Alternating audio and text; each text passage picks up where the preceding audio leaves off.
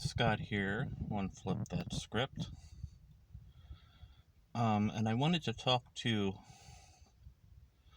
a little bit more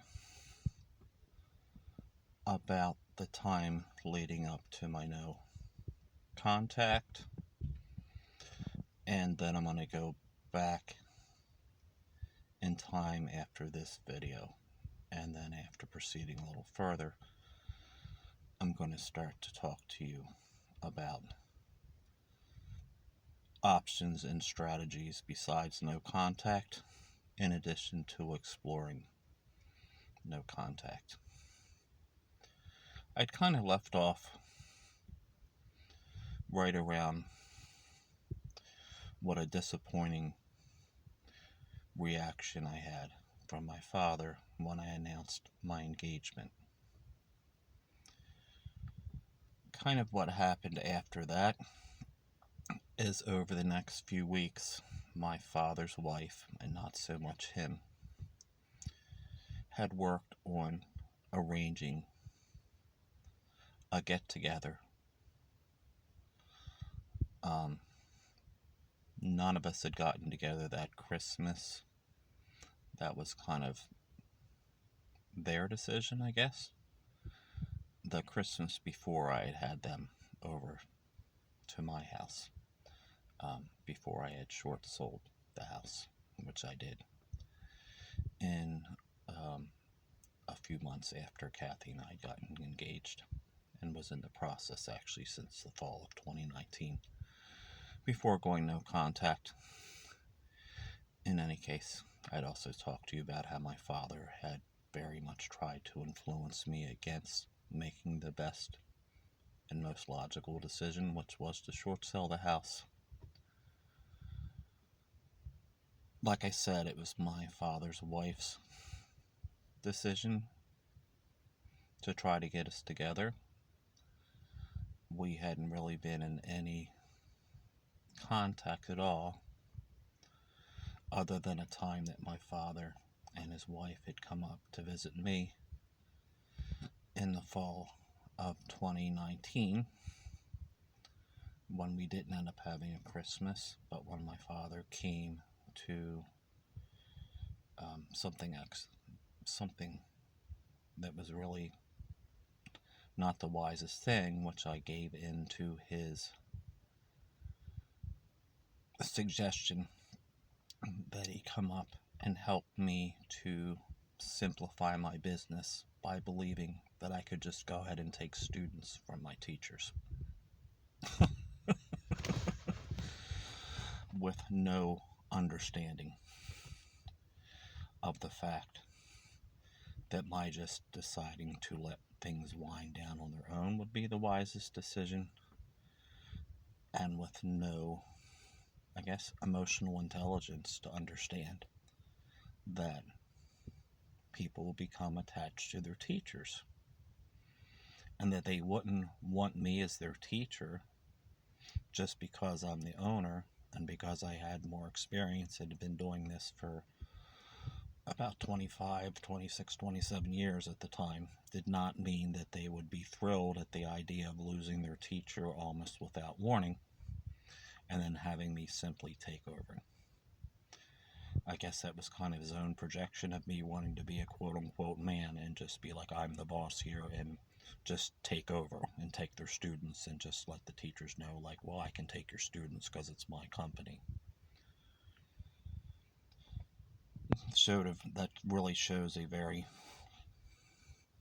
astonishingly simplified view of things without understanding the importance of relationships. But I guess with somebody who's emotionally immature, it kind of makes sense to just see things in black and white. Back to the get-together. It was right around the time that my father reacted in such a callous and blasé way to my engagement that I started to have an epiphany about narcissism, thanks in part to Donald Trump being president, And I Googled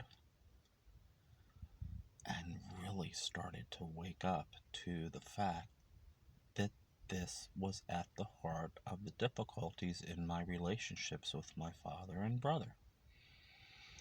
Because it's a very complex and involved thing, containing lots of the information and what I've shared on this channel so far. This became my first exposure to that. And what I decided upon some very deep reflection was that when we had this get together,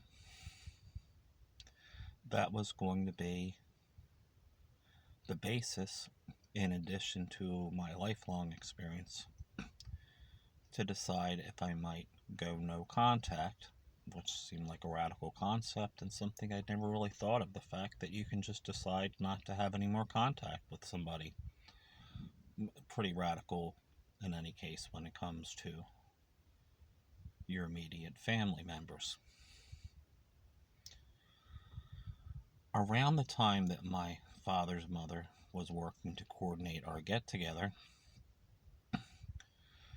my father and brother were ironing some things out between themselves. Very interesting. Two narcissists end up having a conflict, and when their selfishness gets in the way of each other's selfishness. So that apparently got ironed out enough for my brother to feel that he and his new wife of a few years at that point would show up and meet with us.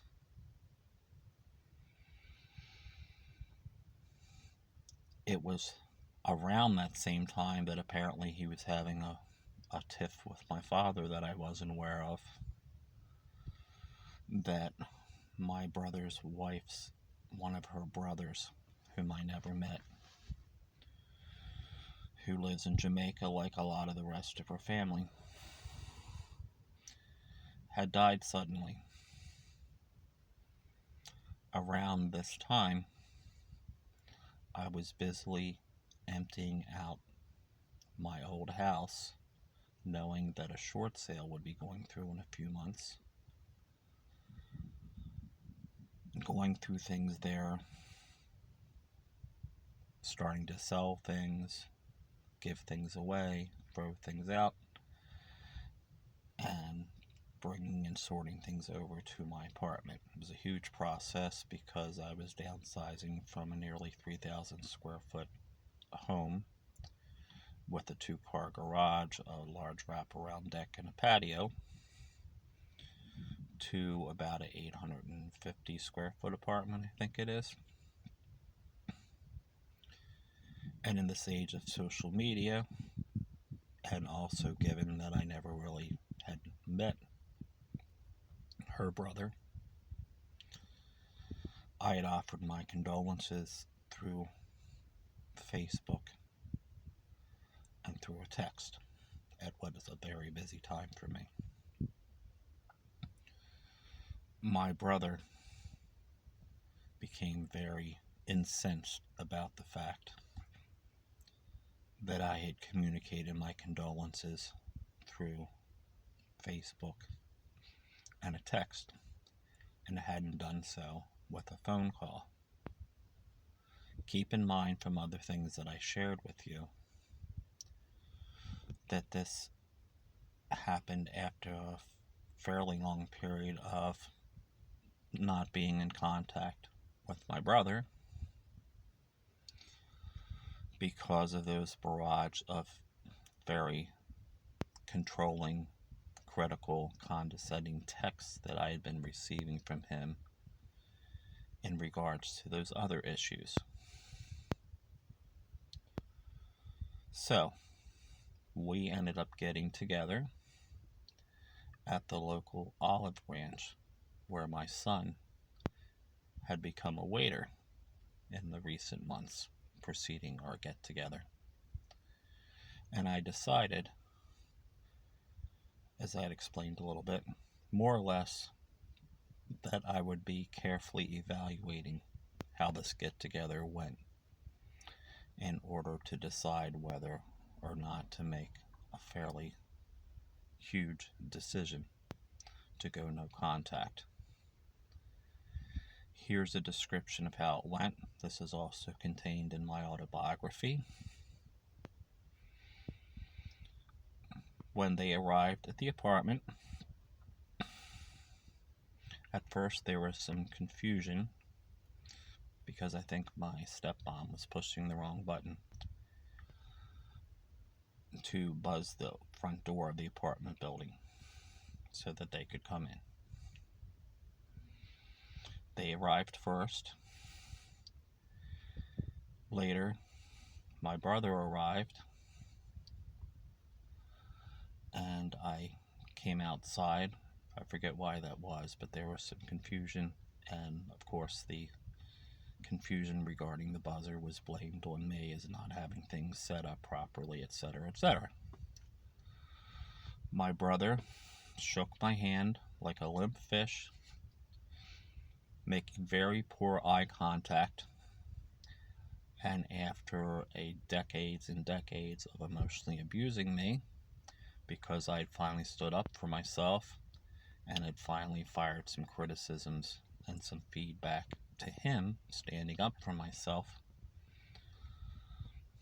given how unequal that is, just a little taste of his own medicine, while making the poor eye contact and shaking my hand like a limp fish, he suggested that we just put it all behind us and start over fresh. I gave a superficial, okay. When he came upstairs, we were there for maybe 10 minutes before we left, and Kathy's son was also with us for this wonderful get-together. He started criticizing the things that are around. The apartment was pretty crowded because of me having just taken a trip in the last couple of days, bringing more stuff from the house, which needed to be emptied over the next few months, and I was doing it little by little. So there were some clothes that I hadn't hung up and things on the sofa out of the way. Mostly it was clothes.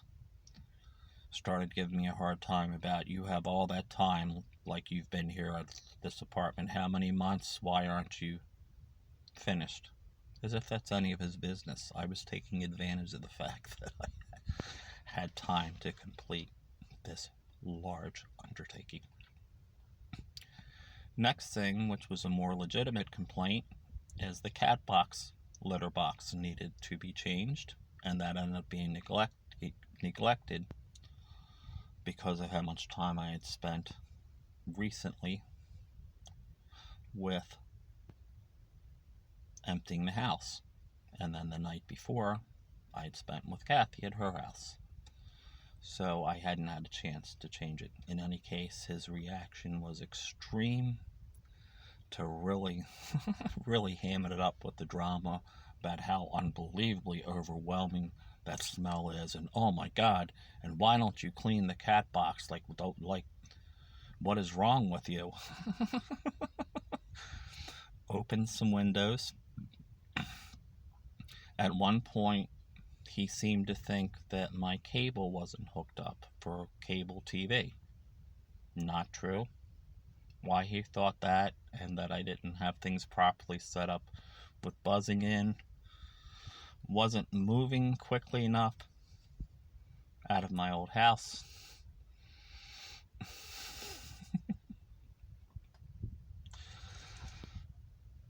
And on and on.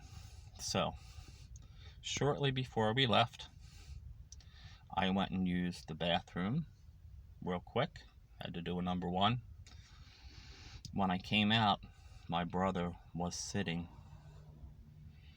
at the kitchen table, and apparently in that little bit of time had started to speak very much with an air of authority about how complex and challenging his job was. And when I came out, I started to try to follow and participate in that conversation, and he very quickly made a condescending remark, basically saying that these things were just beyond my comprehension, like insulting my intelligence. I have an IQ of about 124 to 127, by the way, from tests that I've taken a few times in years past. During this time, no one had really started to talk to Kathy. My brother had given kind of a perfunctory congratulations outside, like my father did on the phone that one time. While he was not making eye contact and shaking my hand like a limp fish, he did actually say congratulations on the engagement. So we all left. The night before the get-together, my father had called and said that I was going to pick up the tab for everybody with this get-together at the restaurant, saying that I always just relied on other people's generosity, and very falsely saying that I never treated anyone else and always expected them to treat me, and reinventing history, rewriting history, by saying that I never even chipped in. That Christmas at the old house, this Christmas of 2018, I had bought the all the carry out for everybody. Not that that's a big deal, but it's very interesting that he decided that I never ever treated anyone else and never even paid my share when he and my father and brother used to get together. In fact, my brother used to take me aside or come over to my car when we would leave a restaurant get together over the years. A lot of that was like in the 90s and 2000s, during the time before Harlene's passing. One of my funniest recollections, talk about one-upmanship, was when we were walking into the restaurant with this get-together. My stepmom had seen this guy wearing shorts, and it was a very cold, brisk day in March, very windy, and said something like, "I can't believe that guy is wearing shorts." Kathy and I, which was not just made up, said that we know somebody, not that well, but know somebody and of somebody who wears shorts years round, which is a pretty unusual thing, and it's true. And after we said that, and I remember the exact wording, my brother literally said, this is in my autobiography because I couldn't resist, it's just too funny. My brother said, "I know 41 people that wear shorts year round."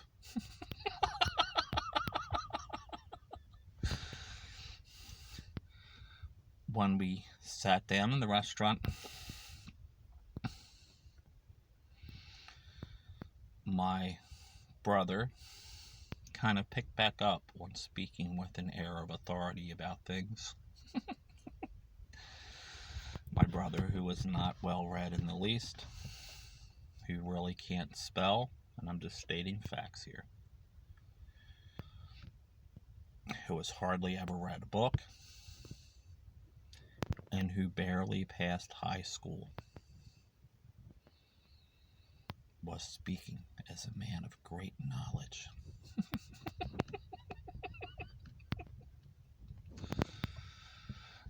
His wife was very quiet and reserved, which uncharacteristically so, and understandably because she was reeling from the loss of her brother. No one offered any kind of a toast to us being newly engaged, even really said anything else about our engagement, except that my father at some point asked why we were going to wait so long to get married after he asked when we're going to get married, but priding himself very much on financial astuteness, was satisfied with the answer that we were waiting until her son Michael graduated from college, or else the financial assistance and scholarships and so forth that Kathy was very good at procuring for him would no longer be honored if she was no longer filing taxes as single/widowed.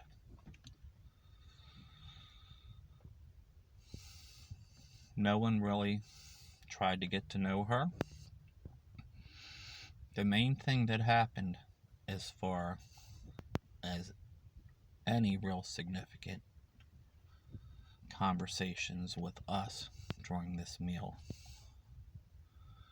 was that either my father or brother asked her son Michael what he was studying in college, and when they found out that he was studying computers,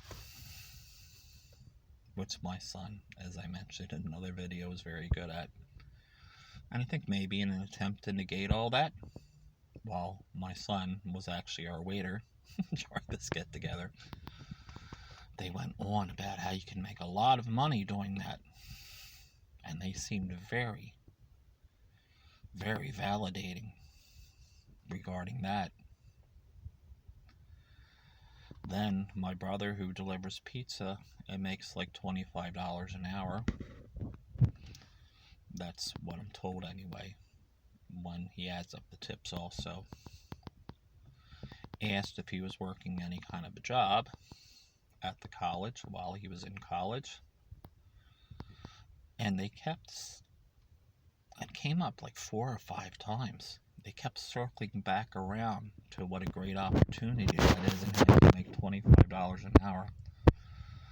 I almost think, because I make $60 an hour teaching piano, that they were attempting to trigger me and really wanted me to chime in about how you could make more money teaching piano, or at least I get the impression that's what they were trying to do, because why else did they keep circling back to it and saying it again, unless they thought they were going to kind of trigger me somehow.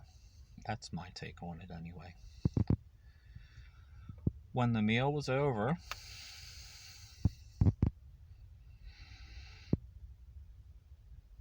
my son came over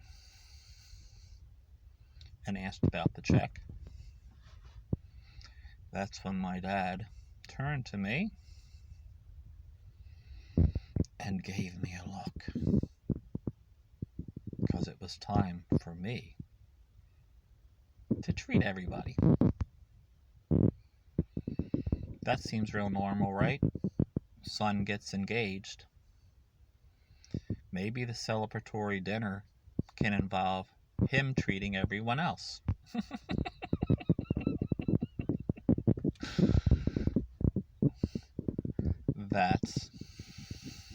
That was pretty much the get-together, except when my father's wife suggested that maybe we could get a group picture of our happy, normal family get-together.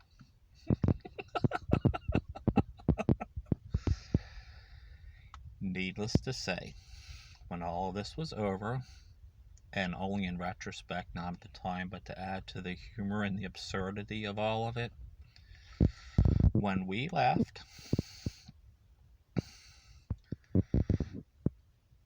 my dad's wife came over to talk to me and Kathy and Michael for a bit, gave all of us a hug, and she said, we really ought to get together and do this again sometime real soon.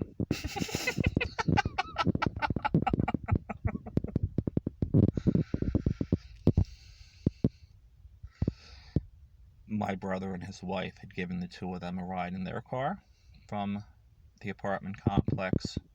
So when we all got back there,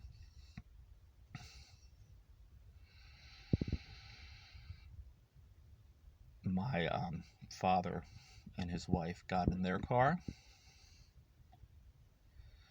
My brother and his wife stuck around for a little bit. Right before my father and his wife left, she was driving, he was in the passenger seat. One of my students who happened to live in my building, who I had the joy of teaching piano to in Spanish, had just gotten out of their car. And I said hi to them, and I said I wanted to introduce them to my father. So I went over to him before they pulled away and told him I wanted to introduce a family that I work with to him. And he suddenly just said that they really got to get going because their dog. And they pulled off. Isn't that nice? They couldn't wait another minute. After that, my brother wanted to talk to me. Here's what he wanted to talk to me. Now that you're engaged and you're going to get married again, you got to remember the most important thing. That was money.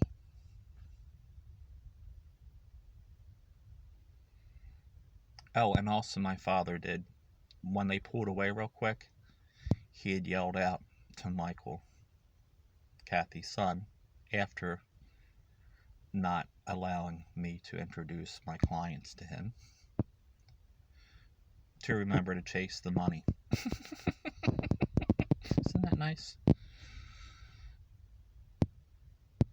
When my brother told me that, I just vehemently disagreed. And when he actually kept retesting me, he said, "What's the most important thing?" I said, "Love." "No, money." "Okay, Scott, now what's the most important thing?" "Love." "No, money." I stuck to my guns about it. Looking back on it, kind of reminds me of that Dr. Seuss novel where neither person will get out of each other's way. So, I guess it's a good thing that I'm laughing about this. This was all in March of 2020. This all definitely sealed my decision to go no contact, with the little exception and caveat that I went into in the previous video. And then before we go back in time, I'm going to go into, well, actually it relates to it, but I'm going to give some details about my decision to go no contact and exactly what I did and how I went about it. So I look forward to sharing that. That's kind of an entertaining and amusing thing that I did, even when I look back on it now. Kind of dramatic and humorous at the same time. So stay tuned.